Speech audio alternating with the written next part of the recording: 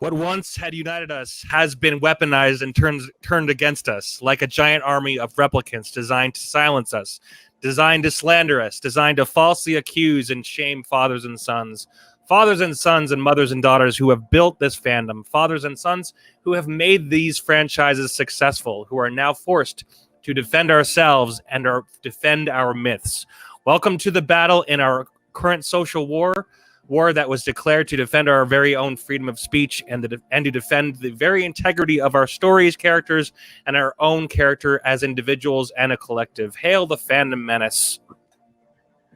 Hail fandom menace. Hail fandom menace. How you doing, Big Kerm? How's it going tonight? I'm doing all right, Ben. Tonight I'm Burt Kurtzer, bro. But I'm glad you didn't call me Kurt. Me too. Gosh darn it. No. Me, I think this is the first time you didn't call me Kurt. Yeah, it's the night's young though. The night's young. Hashtag me too. Hashtag frog too. Me too. Hashtag fig tau. It's not Halloween anymore. That's true. Maybe it kind of is. Where I am, it's still Halloween, but every day is Halloween though, isn't it, Black Hat? You know, we're past the cutoff. The stores have already changed their time. They already changed their all the decorations. It's now November, so we're all in a giant cornucopia of madness. So do you want to talk really quickly about Terminator? Do you want to? I mean, do you even care about that? So I mean, it's just say it again. No, go ahead. I want to respond to what you have to say. No, I just was. Well, it's just hilarious to see the box office, just totally flounder. I mean, it's just hilarious to see this, and I did not think it was going to do this bad. I actually planned on I was going to do a review. I did a review of the last Terminator, and I love this franchise, and I still would go see the crappy ones. We talked about it before. I liked what was it? I think T3 I enjoyed just because it was just part of the, it was whatever. They took Arnold on a crane through a mall, so I enjoyed it for that reason. So, but I think it's just so funny how they one of the reasons I feel like this was, I'm sure there's a lot of reasons why it did so bad, but one of the biggest reasons why is I think, and it's hard to tell if that's a real thing, but because Tim Miller said specifically, yeah. Saying his BS thing that he did. So what would be like? This will make straight white men run in fear from the feminist, from the vagina. Yes, and it's I actually feel kind of blessed that I'm not really blessed that I'm not brainwashed by this weird Hollywood bubble. And do you find you're in San Francisco?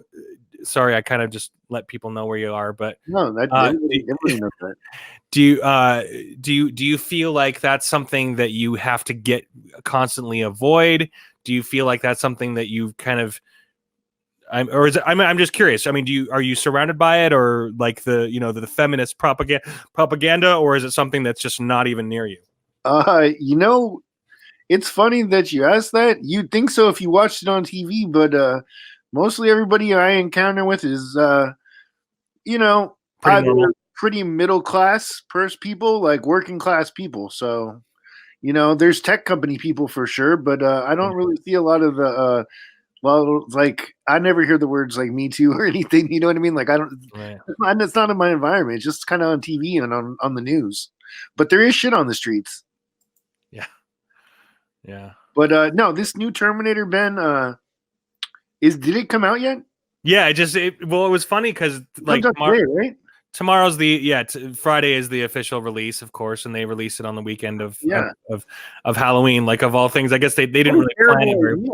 Yeah, what a terrible.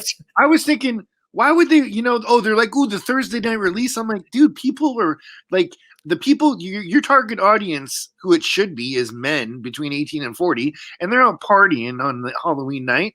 Yeah, and the other ones are out trick or treating. You don't have to go to the movie theater to sit down and watch, a geriatric woman and a Justin Bieber lookalike lesbian try to take on, and they're going after Trump and the patriarchy in this one, right? I'm sure. Well, I'm sure. Well, apparently there's this whole undercurrent of the person who is the new John / Sarah Connor. I mean, this person, she basically, she's the girl, she's the young girl who is the key to everything, as they always say. She's the key to, she will unlock the fate of it. She'll fix everything. She'll fix the future. She'll fix. And so this, sorry, go ahead. That sounds like the premise to all our favorite, beloved franchises. Yeah. And it's just so silly how now, so she's replacing John and Sarah Connor, and of course they kill. So spoiler alert, everybody. Apparently, I've read some of these reviews, and apparently they do kill John in like the first 10 minutes of the movie. It's like, why did they even have him in the first place? They just show. It's like, anyway, it's like they didn't. I bet you they didn't even make him lose weight for the role either. Like, nah, stay fat. Look terrible. That's how we like it. The actor who plays John Connor. Yeah, I know. Edward Furlong. I know. Keep drinking. Yeah, I recently saw a photo of him, and it's sad. I mean, but if they really wanted to make a third movie, that they should have just incorporated Linda and John again, or Linda and Edward again, Hamilton and Edward Furlong, brought them back in and made a third movie. And of course, they just have to just do these all roundabout things and change people and do all this weird shit. It's just so funny how they could have brought him back and redid it and made it, and just if they gave him like an advance notice, he would have gotten in shape and got his stuff together. But it's like, and they probably would have made a lot of money. They probably would have made, at least $1 billion. I think. What do you think? Do you think that it would have made? I think they would make a lot more bang for their buck if definitely if the director didn't come out and attack your fan base. That's huge. Tim Miller. But I think if they would have gotten him into somewhat decent shape and made the movie, about him like avoiding that life of the Terminator maybe, and raising his daughter in the wilderness. I don't know. Something. I don't know. Yeah. Like you can have a woman. It's okay. And just like, you said, give us Edward Furlong, give us the character, John Connor, the one that we've seen, and then make it a continuation from Cameron's, Terminator 2. I would love that. Yeah, it's really funny. I think I know for a fact, and this is just me speculating, but I mean, this is my, I think that most likely if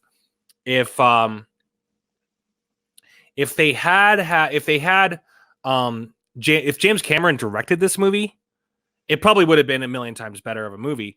But even if he directed it and it was like this kind of, what Tim Miller wanted to do, or what they've been brainwashed to think is good. Anyway, I'm sure it would have done better. We all know it would have done better.